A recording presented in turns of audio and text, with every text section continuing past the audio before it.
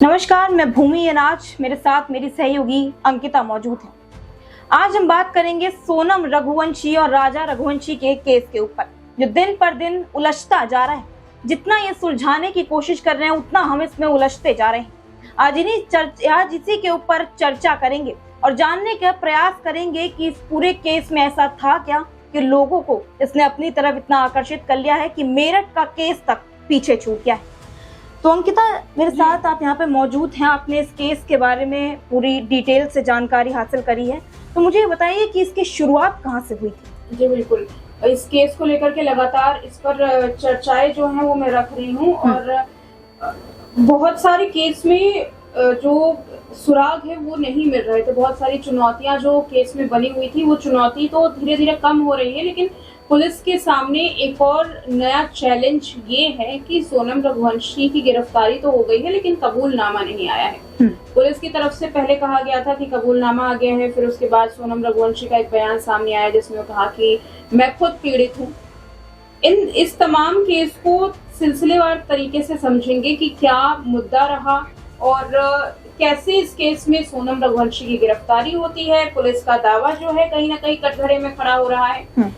सोनम रघुवंशी और राजा रघुवंशी की मई में शादी हुई और कहा जाए तो ये 23 मई की घटना है, जब ये हनीमून जाते हैं शिलोंग में।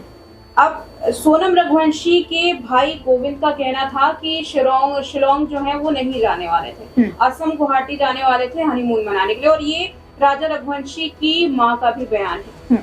लेकिन सोनम और राजा जो है वो निकल जाते हैं शिलोंग के लिए।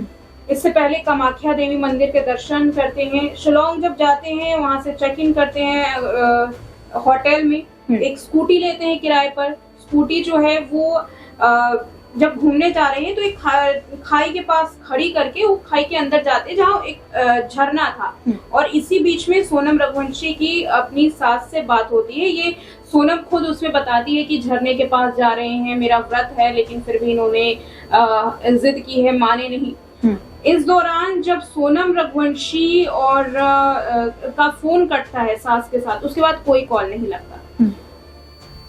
एक दिन बीत जाता है, वो उसकी आखिरी कॉल होती है। जो परिवार वाले जो बात करते हैं वो आखिरी बार सोनम से बात करते हैं। बिल्कुल, तो ये पूरा हनीमून से हत्या तक का जो सफर था, ये कितने समय तक चला, ये बता सकते? बिल्कुल, ये 23 को ये पूरा मामला सामने आया और उसके बाद 24 से 25 तारीख में जब परिवार वाले लगातार फोन कर रहे थे, क्योंकि जब वो खाई में उतर रही थी तो उनका आखिरी बार फोन जो है वो लगा था सास को। बात की, उसके बाद कोई कांटेक्ट नहीं होता परिवार वालों का। जब अगले दिन करने की कोशिश करते हैं तो कोई जानकारी हाथ नहीं लगती। फिर सोनम के जो घर वाले हैं, जो ससुराल वाले हैं, वो पहुंचते हैं शिलोंग ये पता करने के लिए कि आखिर माजरा क्या है, क्यों लोग फोन नहीं उठा रहे।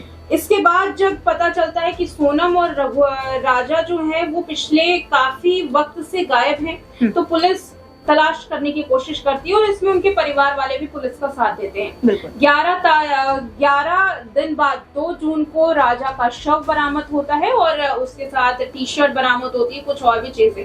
अब यहाँ से केस इसलिए उलझता है क्योंकि सोनम गायब थी। सोनम की तलाशी ली जाती है, हर जगह कोशिश की जाती है ढूंढने की, लेकिन सोनम नहीं मिलती। इस बीच में परिवार वालों का कहना है कि पुलिस अपना काम नहीं कर रही है, सोनम जिंदा है, सोनम को 8-10 किलोमीटर के अंदर ढूंढा जाए, सोनम का शव बरामद करने की कोशिश कर रही है पुलिस, जबकि सोनम मरी नहीं है, जिंदा है।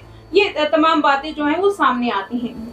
उसके बाद सोनम रघुवंशी बीते दिन जो है वो बरामद की जाती हैं उत्तर प्रदेश के गाजीपुर से, जहां एक ढाबे पर वो मिलती है। ढाबे के यहाँ पर जो साहिल यादव है, ये बयान सामने आया ढाबे के मालिक, साहिल यादव ढाबे के मालिक का। वो ये बताते हैं कि सोनम बड़ी मेंटली डिस्टर्ब थी, लोगों से मदद मांगने की कोशिश कर रही थी, लेकिन लोग उसकी मदद नहीं कर रहे थे। वो चाहती थी कि एक फोन कॉल कर लिया जाए। जब साहिल सोनम को फोन करने के लिए अपना फोन देता है, क्योंकि सोनम चाहती है कि मैं अपने परिवार वालों से बात करूं, वो सोनम अपने भाई को कॉल लगाती है, कॉल लगाते लगाते रोने लगती है। फिर ढाबे का मालिक सोनम से फोन लेता है और उसके भाई से बात करता है कि सोनम इस लोकेशन पर है, आप अगर चाहें तो यहाँ से आकर के सोनम को ले जा सकते हैं। ये बात सोनम रघुवंशी के परिवार वाले इंदौर पुलिस को बताते हैं। इंदौर पुलिस उत्तर प्रदेश पुलिस को बताती है और तकरीबन कुछ देर बाद उत्तर प्रदेश पुलिस सोनम को उस ढाबे से बरामद करती है और वन स्टॉप सेंटर ले जाती है, जहां पर पुलिस से पूछताछ करती है सोनम से।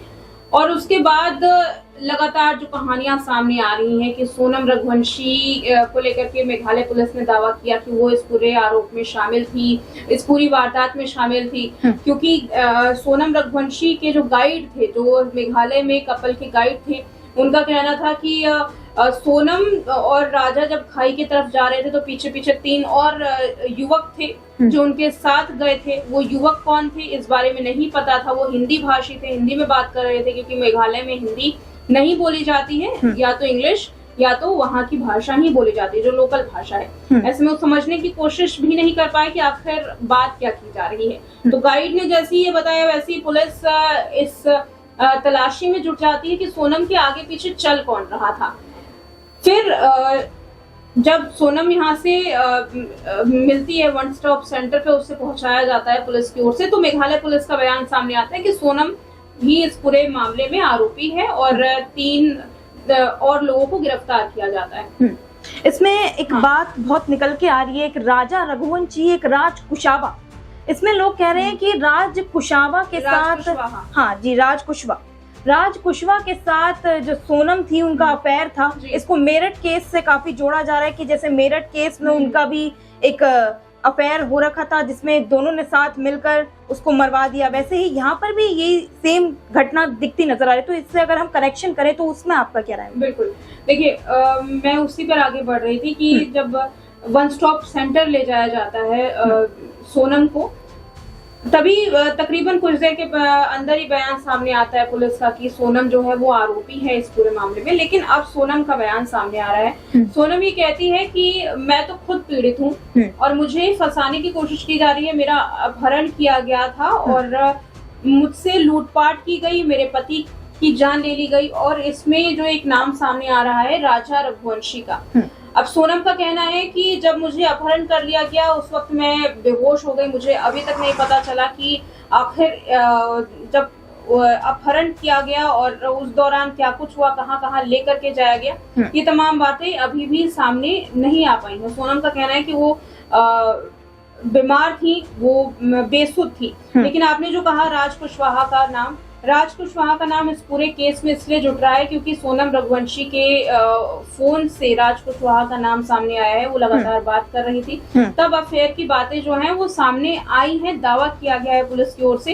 अभी ये नहीं कहा गया, पक्के तौर पर नहीं कहा गया कि सोनम के साथ राज कुशवाहा का अफेयर था। वही राज कुशवाहा को लेकर के जो सोनम के पिता हैं, उन्होंने कहा कि राज मेरे साथ मेरी फैक्ट्री में काम करता था और राज ऐसा लड़का नहीं है, राज कुछ दिन पहले तक मेरे साथ काम करता रहा है।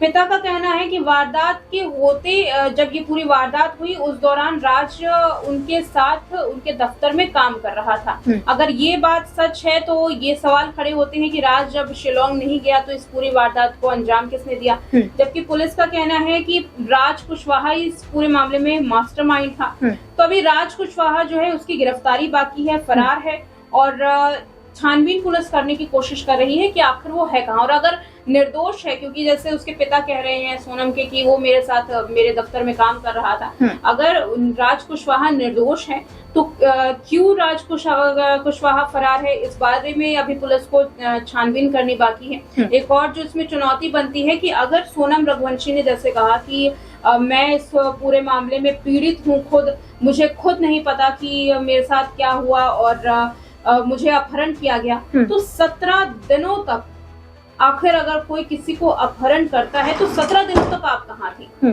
17 दिनों एक लंबा वक्त है। आप ऐसा तो नहीं था कि 17 दिनों तक आप बेहोश पड़ी हुई थी, कहीं तो थी आप। उस वक्त तक आपने क्यों नहीं जानकारी दी? और बहुत सारे ऐसे जो सवाल है वो पुलिस के सामने अब खड़े हो रहे हैं। वो जो 3 लोग थे वो 3 लोगों की सीसीटीवी फुटेज निकालनी होगी, उतने तीनों लोगों का बयान दर्ज करना होगा। अगर वो बयान बदल देते हैं तो ये केस और भी ज्यादा पेचीदा हो जाता है। और तमाम जो तीनों चारों लोगों के खिलाफ सबूत है, क्योंकि अभी जो पहली दृष्टि में देखा जा रहा है सोनम रघुवंशी के खिलाफ सारे सबूत हैं। आप ये अब समझने की कोशिश यहाँ करनी होगी कि केवल सोनम रघुवंशी के खिलाफ सारे सबूत हैं। उसमें विक्की का नाम सामने आ रहा है, आकाश है, आनंद है, राज है, इसके खिलाफ क्या सबूत मिलते हैं? क्योंकि अगर केवल एक शख्स के ऊपर तमाम सबूत डाल दिए जाते हैं, तमाम उसके खिलाफ बयान डाल दिए जाते हैं, तो ये भी सवाल उठता है कि कहीं उसे फंसाने की तो नहीं कोशिश की जा रही है। तो अभी ये तमाम बातें जांच का विषय है। और सोनम जैसा कह रही है कि उसे फंसाने की कोशिश की गई है। जो 4 लोग हैं उसका नाम दावा है कि कुछ लोग आए और पैसे लेने की, गहने लेने की कोशिश करने लगे। तो वो एक बड़ा सवाल है कि आखिर सोनम रघुवंशी सच बोल रही है या फिर जो पुलिस है, जो मेघालय पुलिस का दावा है वो सच्चा है। तो ये अभी पूरा केस और भी ज्यादा उलझेगा आगे आने वाले दिनों में। जब मैम एक क्वेश्चन और लोगों के दिमाग में है कि जब लाश इतने टाइम से पड़ी हुई थी, जब शव इतने टाइम से पड़ा हुआ था, तो वो सड़ गया था, वो गल गया था, तो कैसे पहचान हुई कि ये राजा रघुवंशी ही है? उसके हाथ पे टैटू था, राजा का हाथ पे टैटू था, उसकी घड़ी थी। तो इससे उसकी राजा रघुवंशी का भाई था, उसने पहचाना कि ये ही राजा है। और कैसे पता चला कि इन सब केसेस में उनकी बीवी ही शामिल है? बोले कि उनकी पत्नी ही शामिल है, जो सोनम रघुवंशी थी वही शामिल है। लोगों का कहना है कि वहाँ पे टी-शर्ट मिली थी उनकी। इस पूरे थोड़ा केस के बारे में आप इतना बता सकते हैं? बिल्कुल, जो वही सोनम रघुवंशी के जो खिलाफ सबूत माने जा रहे हैं पुलिस की ओर से, वो टी-शर्ट ही है। क्योंकि सोनम रघुवंशी का जो सफेद कलर का टी-शर्ट है वो ही बरामद किया गया है। और जो जैकेट सोनम ने पहनी थी, एक सीसीटीवी फुटेज में दिखा भी रहा है कि सोनम एक जगह जैकेट उतार रही है, और ये वही जैकेट है जो वहां से बरामद की गई थी शव के कुछ दूर बाद से ही, और वो उस जैकेट में पूरा खून लगा हुआ था। तो ये सोनम के खिलाफ सबूत जो है वो सामने आ रहे हैं। और इसमें एक बात जो है, जिस तरीके से सोनम कह रही है कि मैं खुद पीड़ित हूँ, तो अगर वो खुद पीड़ित है और सोनम रघुवंशी ने ही वो बेकसूर है, तो आखिर उसकी टी-शर्ट, उसका जो जैकेट था, उसे वहां रखने की क्या जरूरत थी? और क्यों उसी का कपड़ा रखा गया? ये भी क्योंकि अगर आरोपी ने मारा है, जो 4 आरोपी हैं जो पुरुष हैं, अगर उन्होंने राजा रघुवंशी को मारा है, तो यकीनन राजा रघुवंशी के खून से तो आरोपियों के कपड़े गंदे होने चाहिए, खूनी होने चाहिए, मैले होने चाहिए। लेकिन सोनम का ही क्यों? ये एक सवाल काफी लंबे वक्त से चल रहा है। और यही कह रहे हैं कि इस पूरे मामले में काफी पेचीदा जो पहलू हैं वो दिखाई दे रहे हैं। पुलिस के आगे बहुत सारे इसमें चुनौती खड़ी हो सकती है। बिल्कुल, अब जैसे तमाम सबूत जो हैं वो सोनम के खिलाफ होते नजर आ रहे हैं। अब वही बात आती है कि आरोपी खुद का कपड़ा तो वहां पर नहीं रखेगा। अगर एक आरोपी जुर्म करता है तो वो सारे सबूत अपने वहां से मिटा के जाता है, तो कैसे एक सफेद कपड़ा वहां छूट गया जो कि सोनम रघुवंशी का ही था? अब इस पूरे मुद्दे को लेकर आपकी क्या राय होगी, हमारे साथ कमेंट सेक्शन में जरूर साझा करें। और ऐसे ही देश दुनिया की तमाम खबरों से जुड़े रहने के लिए बने रहिए हमारे साथ। धन्यवाद।